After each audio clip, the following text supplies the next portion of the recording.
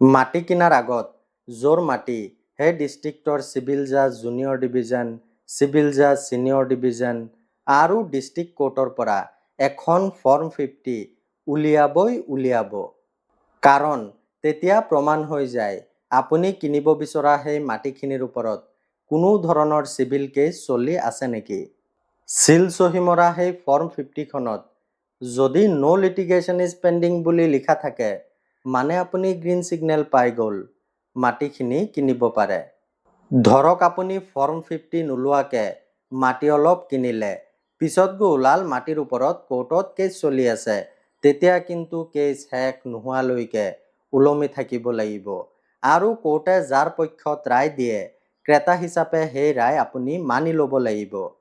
যাৰ পৰা মাটিখিনি কিনিছিল তেওঁ যদি কেছত হাৰে, মানে আপোনাৰ টকা আৰু মাটি ৰিস্কত, সেইকাৰণে অলপ পইচাৰ কথা চিন্তা নকৰি ভাল এজন এডভোকেটৰ পৰামৰ্শ লৈ পিছতহে মাটি কিনিব।